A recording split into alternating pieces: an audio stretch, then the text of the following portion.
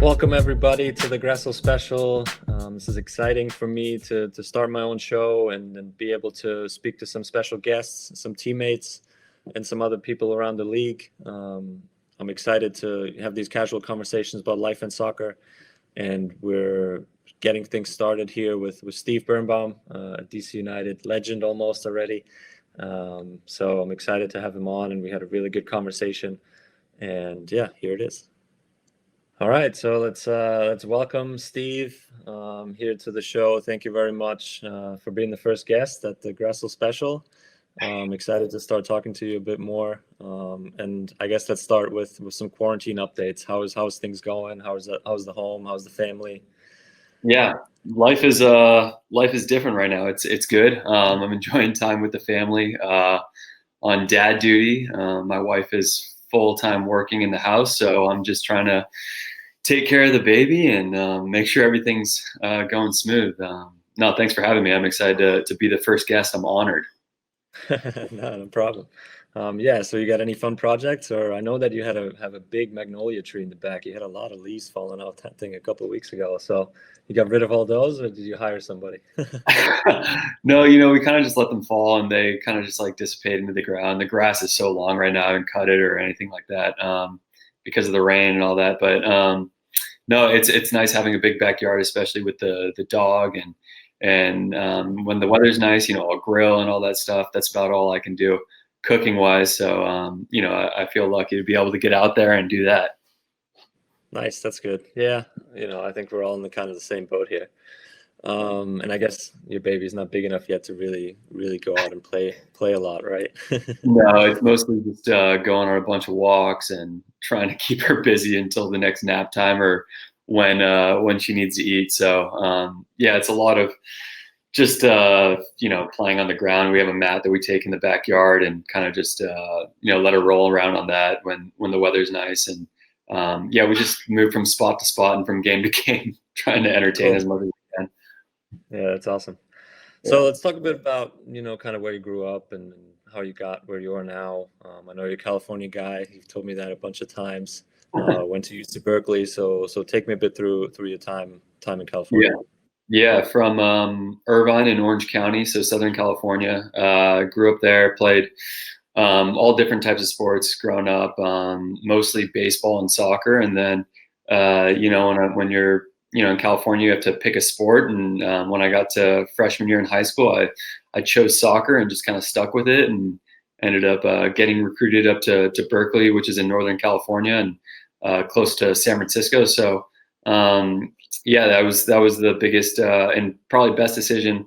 Going there, it was the best fit for me. I was believe it or not, a defensive midfielder.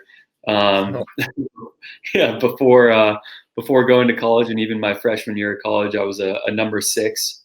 Julian, I don't think you can even realize that now, but my coach saw that I was going to be a center back, and so he paired me with a former MLS pro, AJ Soares, and I kind of learned from him and took off from there. So yeah, I was very fortunate to be in a good system there up at Cal. Yeah, that's great. And obviously then it kind of ended by going to the draft, and you got drafted by DC United. I think we actually got some footage here of your first your initial reaction. Oh no. Let's see. How excited are you? I'm excited. We got him, man. You giving Ben a hug and everything. Look at that. He's a great kid. He's going to do great. Oh How excited are you? Now, there's no intro to this video. Yeah, I can't wait. DC's a great organization. Ben's a great coach, and I'm just so excited to be here. I can't wait. I can't wait to get into DC and just hopefully contribute right from the beginning. Wow, that's awesome! Look at that. Wow, I haven't seen that when was video. the last time you saw that video? Oh my gosh, probably just right after the draft. That's pretty crazy. Look how young both Ben and I look. I mean, 7 years ago. That's pretty crazy. So. I know, it's nuts. Been very fortunate to be in the same place and at a great organization for this long. Yeah, you definitely had a good impact right away as well. You had a pretty good rookie year, I'd say, right? You were a finalist for the Rookie of the Year trophy. Yeah, unfortunately didn't win it. But we I kind of came in. There. I know I was gonna say big dog Gressel got it, but no, it was that was a fun year. Learned a lot from guys, and we came in and we actually won the East that year, so that was pretty cool. And no, I was very fortunate to be able to come in and contribute right away. Awesome. Yeah, and then I mean, I guess your breakout year was really your third year, though, right? I mean, you made the All-Star team. You got your first call up to the national team. Like, take me a bit through that and kind of how that kind of set you up for your career. Yeah, it was kind of a crazy year. 2016 when I kind of got called into the national team, and my first, I guess it was my second game in January camp. I subbed in and scored, in the 90th minute against Iceland to win in a friendly back in California, and I was kind of riding that train, and came back and had a solid season with DC, and played a bunch with the national team, and was in Copa America and all that stuff. So it was pretty cool to be a part of all that with Jurgen and them, and then to be an all-star in MLS and make a push for in the playoffs was great. So that was a great experience, and unfortunately haven't gotten back in there yet, but we'll see. Yeah, definitely. Just keep it up. It's not gone yet. I'd say you got a shot still. All right. But yeah, let's. I mean, obviously you're still here in DC.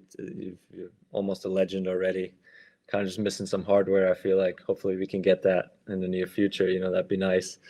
But yeah, let's just go back and talk a bit more about your personal life. A lot of people obviously know about your soccer career, but we've talked about it a bit earlier where you had Coco last year at the end of last season. And I think we have another little video here about the baby announcement goal. Oh man, here we go. Orlando, I think. That piece, Yeah, there it is. And here's the celebration. Once again, Orlando City conceding early. There it is. DC United That's awesome. goes up 1-0.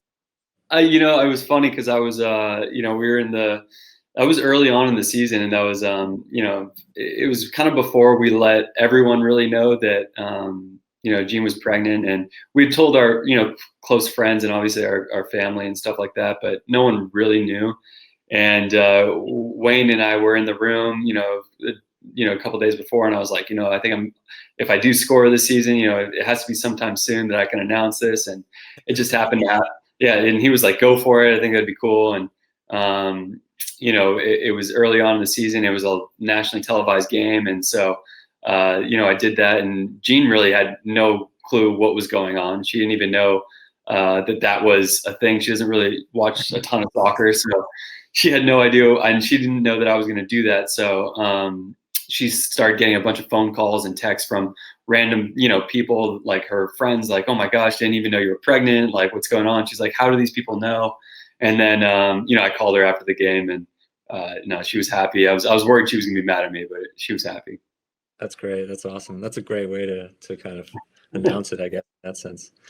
But then, I think obviously pregnancy went well and everything. And then at the end of the season, you had a decision to make, right? There was something about playoffs and baby. Yeah. It was crazy because, Jean she was due on the day of our playoff game up in Toronto. And, going in before that game, we had that last game against, I think it was Orlando actually. And, we ended up, unfortunately tying that game. But if we would have won, we would have been home. So it would have been different. All this was going through my head during that time. And since we were going up to Toronto, we decided to induce, a couple of days before, so that, I could be there for the game. So thankfully, Jean was so, supportive of me in that sense, and willing to, I guess, do the whole pregnancy early, and everything went great. And then I was exhausted the day after, and just flew up and met the guys up in Toronto. And that was it was a great experience to be able. I wanted to make sure I was going to be there for my first child for sure during that. And it was just I was lucky to have that done, and then be able to go up there for the playoff game. So it was thankfully the coaching staff allowed me to do that too. Yeah, definitely. That's awesome. I would not want to miss my first child's birth. No, it was probably the best experience of my life. Yeah, I think there's a lot of things that are bigger than soccer, and definitely I think that is one of them. Where if that's in my future as well, then I'll have to make that tough decision as well. But I think I could miss a game so much. Yeah, it's that's Basically, definitely my more. wife wouldn't let me either. That would be. Yeah, that's something she can hold over your head for the rest of your life. Yeah, we'll see when we get there. So I also know that you're a big golfer.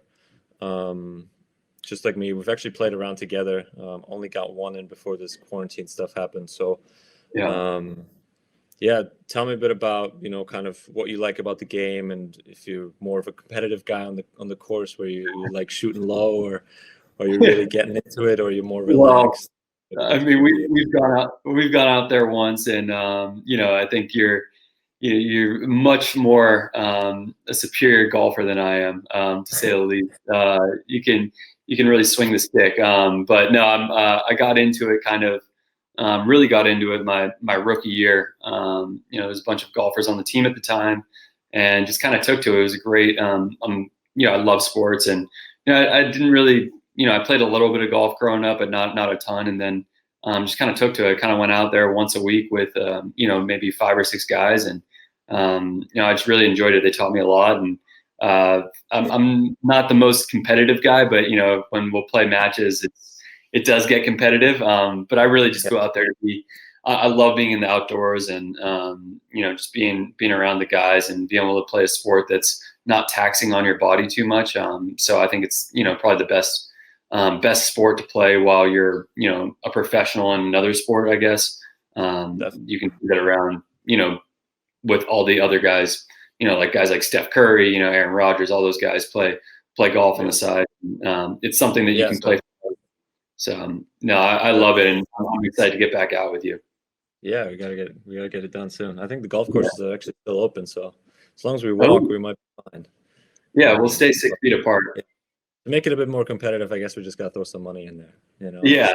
That's stuff to have a little bit of strokes here and there, though. Yeah, that's right. But yeah, I love it as well. I think you go to a golf course in 4 hours. And you don't think about anything else if you don't pick up your phone. Yeah. I think it's such a great way to relax your mind and just kind of get away from everything a bit, which sometimes you need, And yeah. I also know that you and Wayne Rooney, you guys played a lot of golf together, right? And he even took you on a special trip. I think we got a picture for that as well here. Oh man. Yeah, look at that at the Masters. Yeah, that was awesome. That's great. Yeah. Wayne loves golf as well. He played a ton of golf back in England, and then when he came over, there wasn't too many guys who, on our team at the time played golf, and we lived fairly close to each other, so it was easy enough for us to kind of link up and go play some golf. And it was just fun for us to get out there, and we were roommates on the road, so we would have golf on all the time in the room and kind of chat about it. But no, we were going to the Masters was in the making for quite some time. He had told us in preseason, he was like, look, I'm friends with Rory McIlroy. I think he can. I was like, what? Okay, I guess that's a good connection. And he looked at our schedule, and he's like, I think we can get there Sunday after a game in Denver. We'll hop on a quick flight and pop over there for the final round. And I mean, it was pretty crazy because it was the one where Tiger won, and it was amazing to be there, and I'll never forget that. And just so thankful and grateful that I was able to be there and see that happen. Yeah, that's amazing. That's an amazing story. That story you can tell forever, literally until you die. Unbelievable. And you've been there before, though, right? You've been to Augusta? I went to a practice round. Yeah, I went to a practice round. It was pretty cool. We had training in the morning, so I had to drive. It was a 2.5 hour drive from Atlanta. So we trained in the morning. I ran off the practice field into the shower, into the car. I was still sweating in the car on the way over there, just to get some time in. But it was awesome, and I definitely want to go back. I definitely want to see some tournament action as well at some point. Oh yeah. But yeah, that's pretty awesome. Let's move on here. Let's have a little. We have a new segment, or a segment that's called Wrestle with Gressel. Okay. It's a little discussion segment. So obviously we've had the big news break from U.S. Soccer that they're not continuing the development academy on their end. So they're looking to make some changes to that. What do you kind of think about that? Have you thought about it at all, or is there something like you just kind of want to wait out and see what's going to happen in the future? Yeah, I haven't thought too much about it. Obviously, it's a big blow, but it's a chance for MLS teams to really step up. I know it is tough because there's so many kids that are playing, and not every MLS team can have, or their academies can have so many kids in there. There's only an allotment of kids that can be in there. So it is tough. You're maybe losing talent on that end of the spectrum. So it's going to be interesting to see how it plays out, and having all these kids with different teams be kind of introduced to the academy system is going to be interesting. So it's a tough one. It's not like other countries where they have you're from Germany, where they have these academies and kids are just thrown in there, and they kind of weed them out, I guess, as you grow up. But it's such a big country, and it's there's a wealth of talent around, so it's going to be hard to figure out. Yeah, I mean, I agree, but I still think it's good for the MLS teams, I think, to get better competition, just to play different MLS academies. I think that's their goal, right? That's how they want to do it. But at the same time, I think MLS clubs also need to rely on those lower academies that aren't those players that aren't in the MLS academies, to kind of keep developing them, because you might get a kid, right, like in Germany, that is maybe 10 years old or 12 years old, and then all of a sudden they just don't develop the way they want and the way the team wants them to, and then you have to rely and kind of go out and look for better talent elsewhere. So yeah, there's still, I think it definitely puts a bit of a wrinkle to the academies that aren't so affiliated with MLS, and even in the markets where there's no MLS team yet, to kind of have that run, it's just going to be difficult. But maybe USL can kind of step in, and the second divisions can kind of fill the gap a bit between MLS and all those lower ones. Like, I spoke yesterday to a president of a club in Rhode Island that I was connected with when I was in college, and he was like, yeah, we don't really know what's going to happen here. We're trying to work through it at the moment, and they all got caught off guard a bit. So we're going to just have to wait and see how it works. But there's definitely some opportunity here, I think, to kind of have it move in the right direction. Yeah, I mean, I hope so. All right, let's move on. We're almost done. We got a little rapid rundown segment to finish. These questions should be pretty easy, so you should be able to answer them pretty quick. All first right. one I think I can answer myself. It's RFK versus Audi Field? Audi. Audi, yeah. I mean, for me as well. I played in RFK too. I even scored there against you guys. No, I don't remember that. I don't remember that one. I'm sure you don't. But yeah, Audi Field is great. I'm excited to kind of get back there and get back playing. Yeah, I get one of our can. games. So then next one is we got MLS All-Star Selection versus the national team call-ups. I think I can guess that one too. Yeah, I mean, a national team call-up would be a dream. It's the best feeling to wear that jersey and everything. So no, I'm still always working to try and get back there, and we'll see what happens. Yeah, nice. What about you? Well, I haven't had either, so we'll kind of see. I guess whichever one will be first will be my favorite, and then the second one, who knows with the national team? Obviously, that's up in the air a bit for me, but because I don't think it'll happen with Germany. That would be a bit of a stretch, but the U.S. is still in play for that in a few years. We'll see, and we'll see when we get there. All right, next one is red shorts versus black shorts. I like the red shorts. Yeah, the classic look. Yeah, I love the red shorts. I thought it was we look pretty sharp in them. I thought they do. I mean, in our last game, we looked real sharp. I think we're the best looking team out there when we wear that kit. The jerseys are absolutely fire this year. I was a little bit blown away by them, so I'm excited to get back in them, and I like the feeling of the red shorts. It makes me feel a little bit lighter, a little more technical. Black shorts. The new jersey in general looks pretty good. I think the black one, where some of the other kits for MLS with the stripes on the shoulder and stuff, like for other teams, doesn't look. Like the Miami one? Okay. No, child's play. DC, yeah, I like ours. Then in terms of golf, match play or stroke play? Ooh, I like match play. Yeah. Big match play guy. Yeah. Yeah, nice. Because, I can have a blow-up hole here and there, I could shank it into the woods maybe twice in one hole. So, that gives me a little bit of leeway. Yeah, you can also talk a bit more trash. I think that'll be get in the opponent's head a bit Exactly. more. So we'll You're get out there. definitely a match play guy. Huh? What do you say? You're definitely a match play guy. Oh yeah, I like that a lot. You go right at the pin, you stick one close, and you're like, all right, here we go. And then last one is Capitals versus Nationals. You've been here obviously a while now.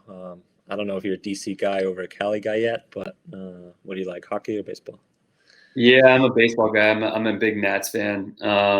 The Caps, I love going to Caps games though. They're so exciting and energetic. I don't know if you've been to a Caps game yet, but they're a blast. But I love baseball, and I love going to baseball games. Day games, are awesome, and now I'm excited to just have sports back in the mix anytime soon. So yeah, I'm excited to get back out there and watch a baseball game. Yeah, definitely. I mean, for me, we didn't have a hockey team in Atlanta, so we had a really good hockey team in college. They won the national championship one year, so that was a lot of fun. So I definitely would have loved to go to some games, but I went to some Braves games, some baseball games. But yeah, I'm on the same boat, man. I'm excited to get back to watching sports, even if it's a random basketball game on a Wednesday night, whatever. But I just need it back. It's just kind of kept me sane a bit. We wake up Saturdays in the morning, you put on the TV, there's going to be Premier League on, Bundesliga on, all that stuff. I know. I can't wait. I know. I can't wait to just get back with the guys in the locker room and just get back to training and normal life. This is, I'm sure it's hard on everyone. So I know. I told my wife the other day, the one big thing I'm like missing about just like it's like also like yelling at people, like just letting out frustration and just like having that, like just way of expressing yourself in instant moment. When we play, I don't know if it's 3v3, 4v4, those type of games, like you just miss that stuff so much. I know, it's crazy. But all right, well, I appreciate it. Thank you very much. That's it for the first episode. Thanks so much for being the first guest, and yeah, maybe we'll have you on back in when this thing is running for 2-3 years down the road. But I love it. Thanks for having me on the Gressel Special. I appreciate it, man. This was awesome. All right, I hope to see you soon, and let's get out there to the golf course with social distancing, obviously, but of course. Let's do everything we can to kind of keep this